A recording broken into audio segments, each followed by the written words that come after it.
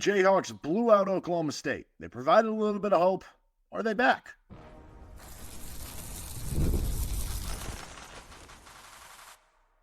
You are Locked On Jayhawks, your daily podcast on the Kansas Jayhawks. Part of the Locked On Podcast Network, your team every day.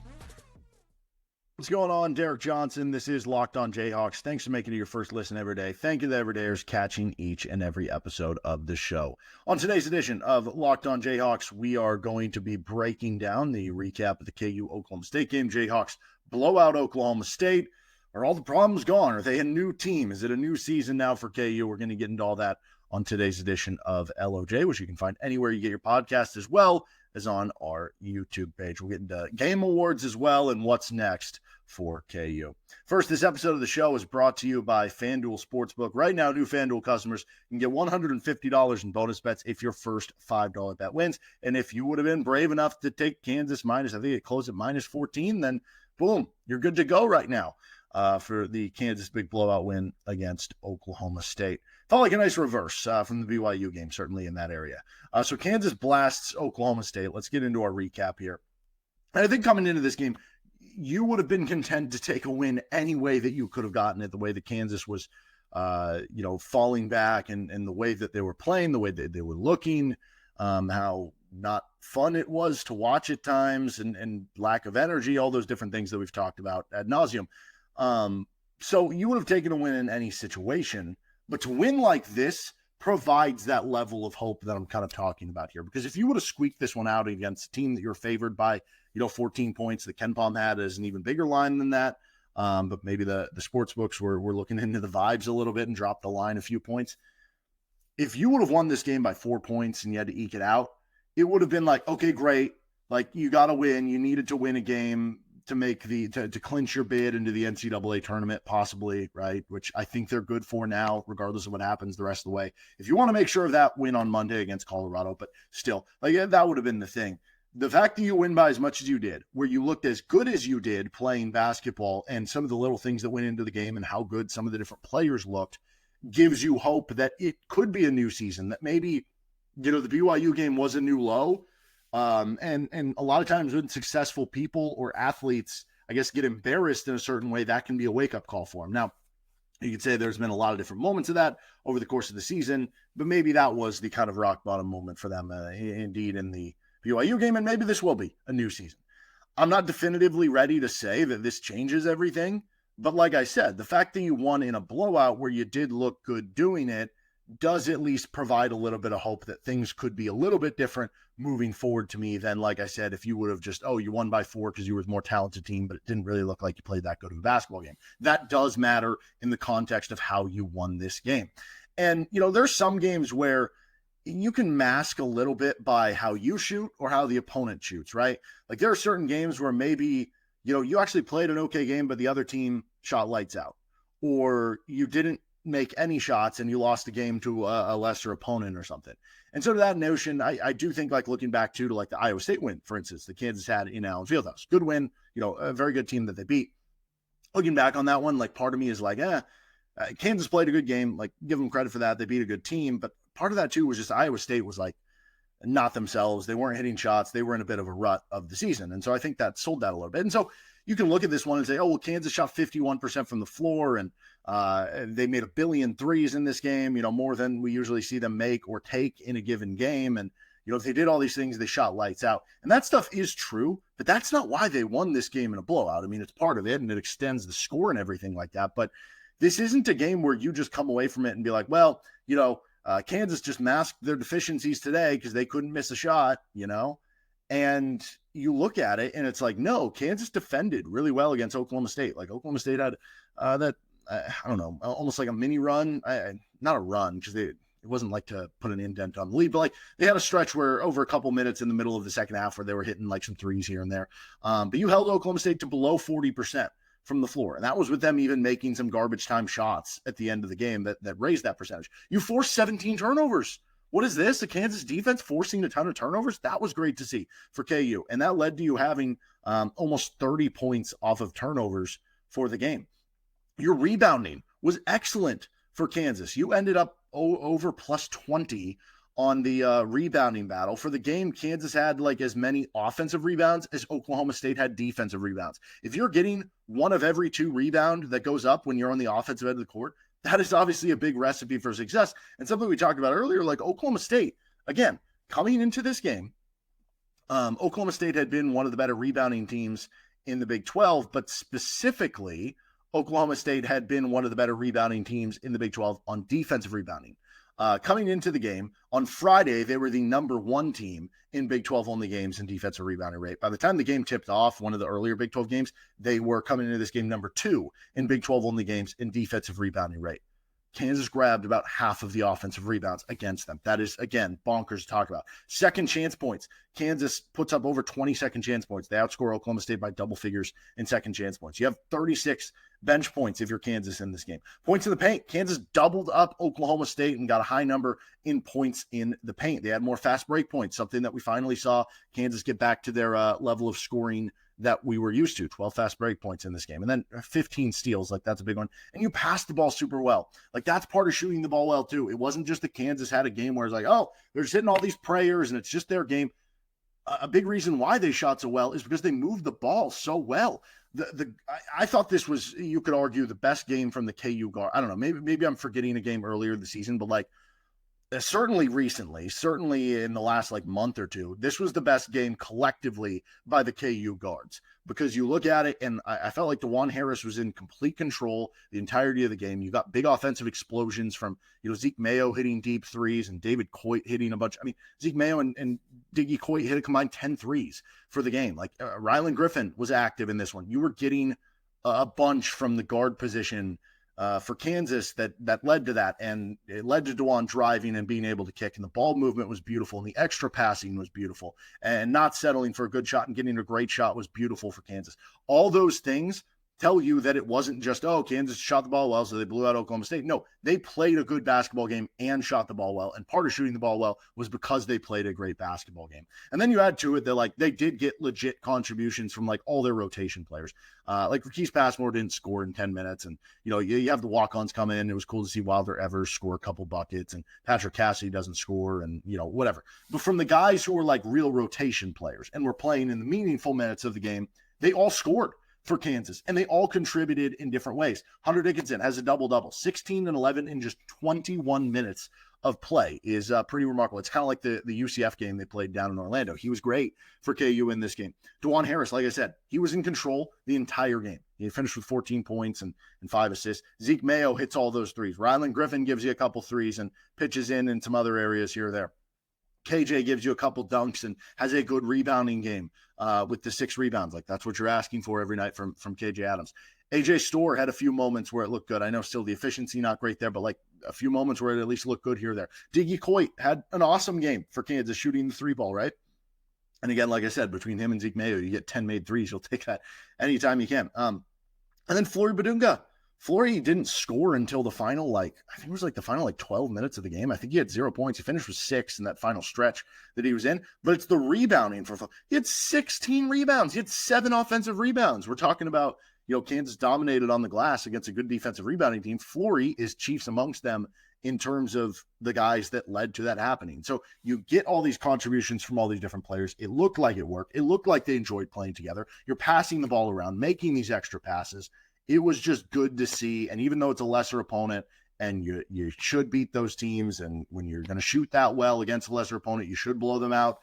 The way that it looked, the way that it went about, the things that went into the win for KU are very encouraging to give you hope that this could be the start of a new streak for Kansas. Now, the one thing I will say, we have been here before, whether it was the Iowa State win, whether it was that stretch at the beginning of January where they looked good and it was questions, are they turning the corner? Are they figuring it out?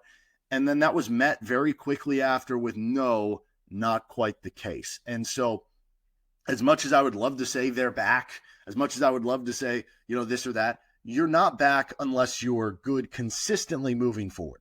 Anybody can be good on a specific night. And it was great to see. It was great to see how good they were. But if we're talking long-term here, this is a good start, and you do have to start somewhere. So I will say that, yeah, absolutely, this could be the start of a stretch. We could be looking back and, 5 games from now and be like, wow, that game against Oklahoma State, kicked things off, and that was the start of this really good level of play for KU.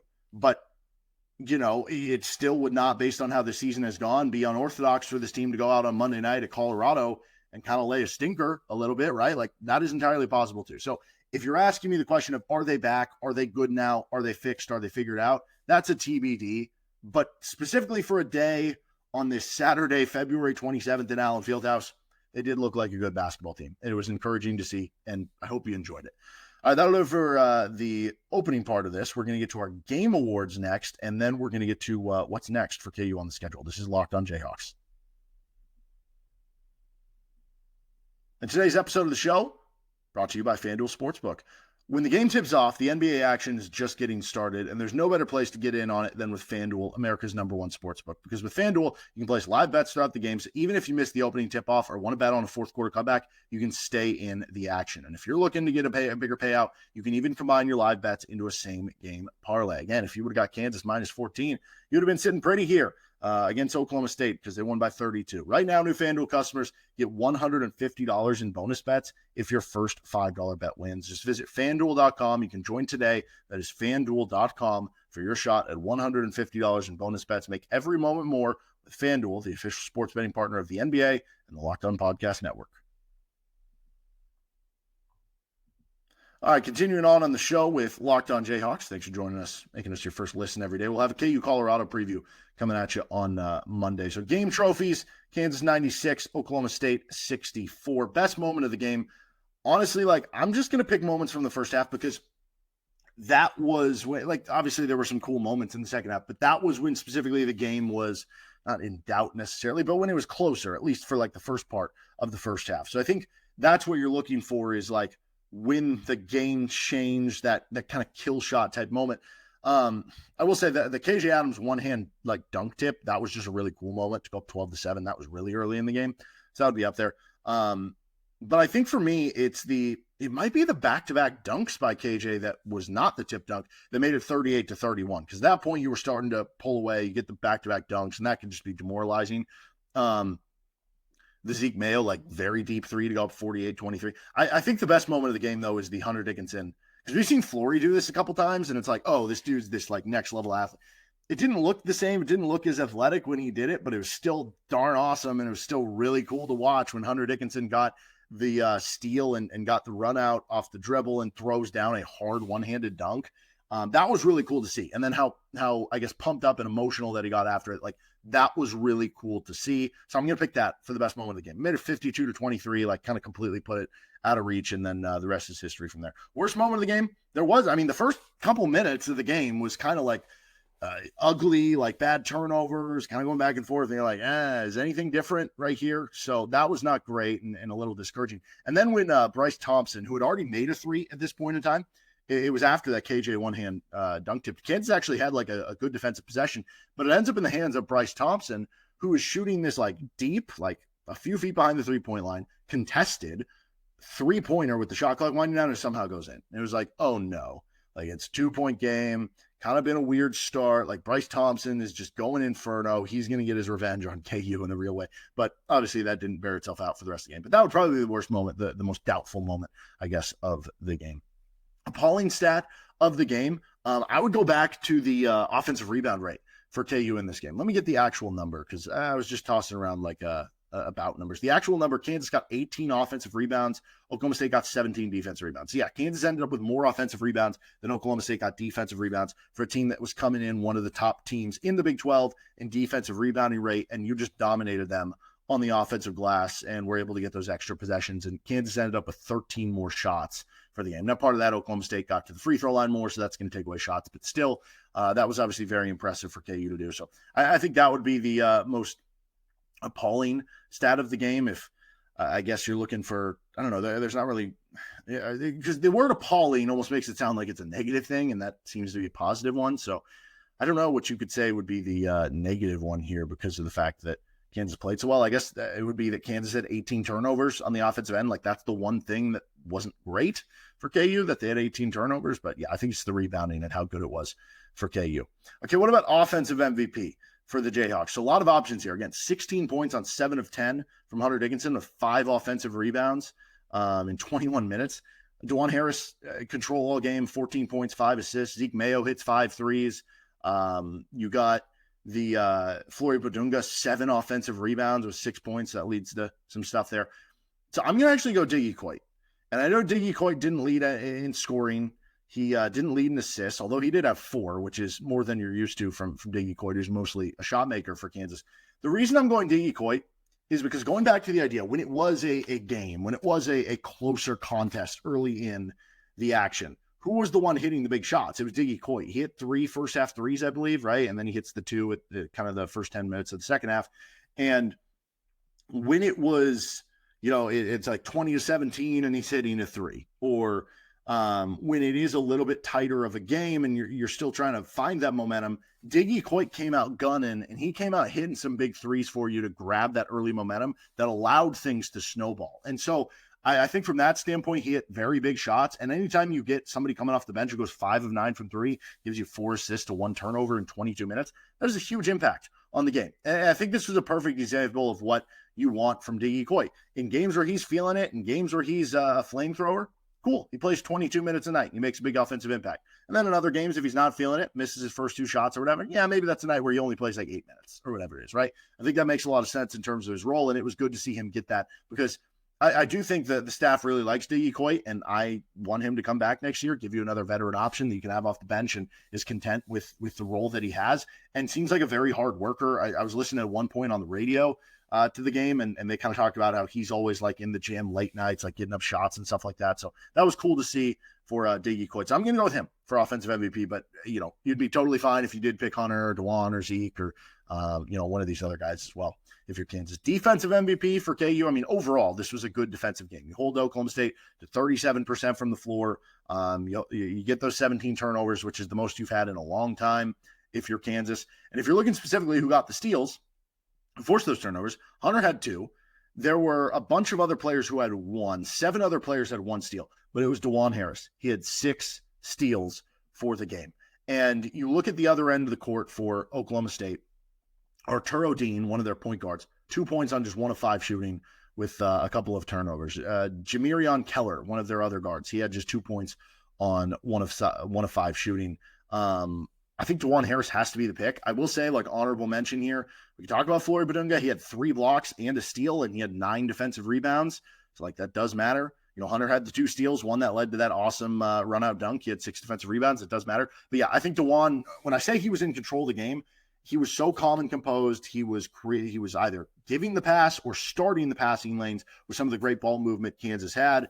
He scored some a little bit in this game, but he was also in control in the defensive end and able to get those, 6 steals. Like, that is a gigantic number. He has to be defensive MVP. He just has to. Like, honestly, you could have a game where, like, it's kind of like a corner. Like, you could have a game where your corner gave up, and I thought Dajuan had good defense beyond the steals, so I'm not saying this was the case for him, but, like, just in general, you could have a game where if you're a corner, you give up like 5 big catches for 120 yards. But if you have 2 pick sixes, isn't that worth more? It's like, even if Dajuan didn't have a great, like, just baseline defensive game, with, again, I think he did have a good defensive baseline game, the 6 steals are worth so much. And at the end of the day, when you look at Kansas being able to score 17 points off opponent turnovers and 27 points directly off points off turnovers, I don't know why those are different numbers, but nonetheless, that's a big reason why in this game. All right, what's next for the Jayhawks? Well, Kansas officially grabs their 18th win, so they need 2 more victories if they're going to want to get back to that, keep the 20-game win streak going. I do think this puts them in a good position to make the NCAA tournament. Still, if you do lose your final 5 games of the Big 12 tournament, that would not look good, because at that point you would have losses in like 8 of your last 10. And again, that's not on the team sheet anymore, how you do in the last 10, but I do think they'd be in now. But if you want to make sure that you're in the NCAA tournament, win 1 more game. And Monday night will be the most winnable from there if you're Kansas. But obviously, you want more than just make the NCAA tournament. You want this team playing hot, coming in at the right time. So at Colorado is the Monday night game. I hope you get your energy drinks and your coffee ready for Monday, because they are playing that game at 10 p.m. So that'll be the big challenge here, right? Colorado has not been good so far this season. Like, that is apparent. They have really struggled in Big 12 play. Although, give them credit, they have won 2 of their last 3 games. They beat Baylor today at home. So actually that makes them a little more scary. They beat UCF at home, maybe popping their bubble, and then they beat Baylor by 2 at home. and maybe they're playing a little bit better basketball. So that might be a little bit more scary there. But still, this is a team that is 2-14 in Big 12 play on the overall. But the fact that you're playing at 10 o'clock, the fact that you're playing on the road, in altitude, quick turnaround, and they're feeling a little more confident now, and they played you well in the second half in Allen Fieldhouse, that becomes a little more tough of a game. And then you have that final 3-game stretch where you have 2 at home, 1 on the road. Texas Tech, Arizona at home, Houston on the road. Those are 3 teams who are in the top 12 on KenPom.